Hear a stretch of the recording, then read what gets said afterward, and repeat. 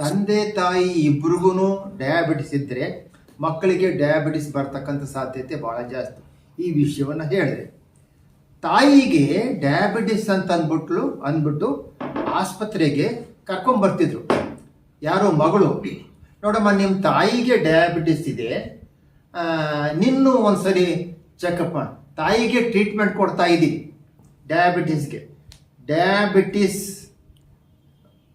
Patient ಅಂತ ಅನ್ನಲ್ಲ, diabetes ಇರ್ತಕ್ಕಂಥ ವ್ಯಕ್ತಿ ಅಂತ ಹೇಳ್ತೀವಿ.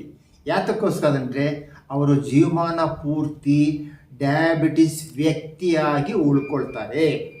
ಜೀವಮಾನ ಪೂರ್ತಿ ಅವರು ಡಯಾಬಿಟಿಸ್ ವ್ಯಕ್ತಿ. ಇಲ್ಲ ಸರ್, ಇವಾಗ ನಾನು ಚೆನ್ನಾಗಿದ್ದೀನಿ, ಶುಗರ್ ಎಲ್ಲ ಭಾಳ ಕಡಿಮೆ ಆಗಿದೆ, ಹತೋಟಿನಲ್ಲಿದೆ ಅಷ್ಟೇ ಹೊರತು ಸಂಪೂರ್ಣವಾಗಿ ಡಯಾಬಿಟಿಸ್ನ ವಾಸಿ ಮಾಡೋಕ್ಕಾಗಲ್ಲ. ಡಯಾಬಿಟಿಸ್ ವ್ಯಕ್ತಿ. ತಾಯಿ ಡಯಾಬಿಟಿಸ್ನ ಕರ್ಕೊಂಬರ್ತಿದ್ದು.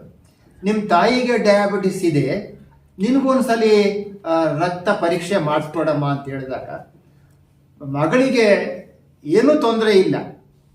ತಾಯಿನ ಕರ್ಕೊಂಬರ್ತಿದ್ಲು, ಜೊತೆಯಲ್ಲಿ ಮಗಳು ಬರ್ತಿದ್ಲು. ಮಗಳನ್ನ ಪರೀಕ್ಷೆ ಮಾಡಿದಾಗ, ರಕ್ತ ಪರೀಕ್ಷೆ ಮಾಡಿದಾಗ ಮಗಳಿಗೆ ತಾಯಿಗಿಂತನೂ ಜಾಸ್ತಿ ಬ್ಲಡ್ ಶುಗರ್ ಜಾಸ್ತಿ ಇತ್ತು, ಬ್ಲಡ್ ಗ್ಲೂಕೋಸ್ ಜಾಸ್ತಿ ಇತ್ತು.